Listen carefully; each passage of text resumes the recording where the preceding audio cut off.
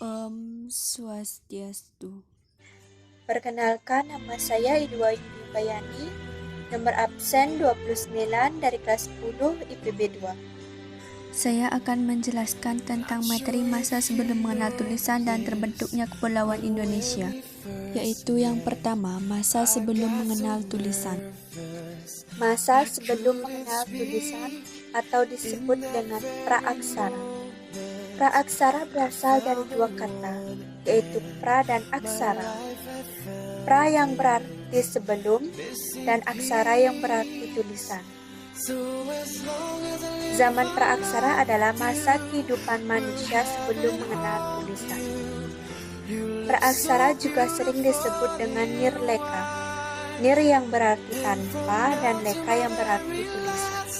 Nilai terpenting dalam pembelajaran sejarah mengenai zaman praaksara dan sesudahnya adalah sebagai inspirasi untuk pengembangan nalar kehidupan dan sebagai peringatan manusia yang melupakan budaya bangsanya akan mudah terombang-ambing oleh terapan budaya asing yang lebih kuat, sehingga dengan sendirinya akan kehilangan identitas diri.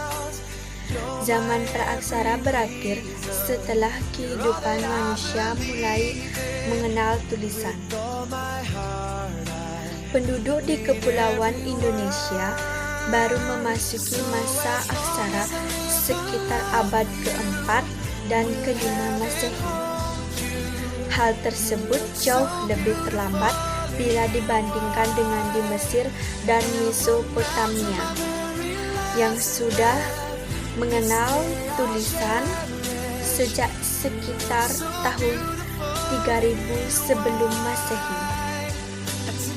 Praaksara dimulai sejak manusia ada dan berakhir sejak manusia mengenal tulisan. Yang kedua, yaitu terbentuknya Kepulauan Indonesia. Salah satu teori ilmiah mengenai terbentuknya bumi adalah teori dentuman besar atau Big Bang yang dikemukakan oleh ilmuwan dari Inggris, Stephen Hawking. Proses evaluasi bumi dibagi menjadi beberapa periode, yaitu pertama, Azoikum atau Arkaikum, zaman tertua, berusia sekitar 2,500 tahun. Azoikum berasal dari bahasa Yunani, yaitu A yang artinya tidak dan zon yang berarti hewan. Zaman Azoikum merupakan zaman sebelum adanya kehidupan. Kedua, Paleozoikum, zaman kehidupan tertua. Zaman Paleozoikum diperkirakan berusia sekitar 240 juta tahun. Zaman Paleozoikum juga disebut dengan zaman primer atau zaman pertama. Ketiga, Mesozoikum, zaman kehidupan pertengahan. Zaman Mesozoikum berusia sekitar 140 juta tahun dan disebut juga zaman sekunder atau zaman kedua. Pada zaman Mesozoikum ditandai dengan terbentuknya cekungan laut atau geosinklinal. Pada zaman Mesozoikum juga disebut zaman reptil. Pada akhir zaman Mesozoikum, hewan jenis mamalia sudah ada.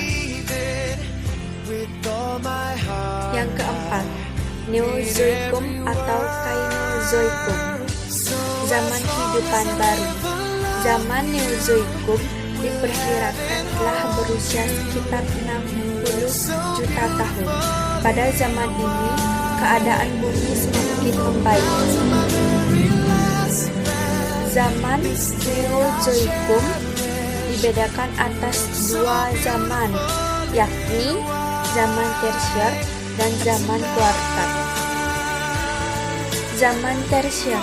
Pada zaman Tersier ditandai oleh munculnya tenaga endongan yang dahsyat sehingga melipat dan mematahkan lapisan kulit bumi.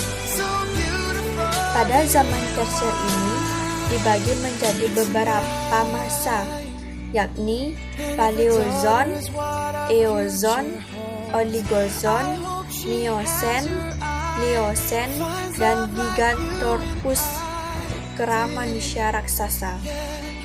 Zaman kuarter. Zaman kuarter dimulai sejak sekitar 600.000 tahun yang lalu. Zaman kuarter ini dibagi menjadi dua kala, yakni kala Pleistosen dan kala Holosen. Sekian, terima kasih.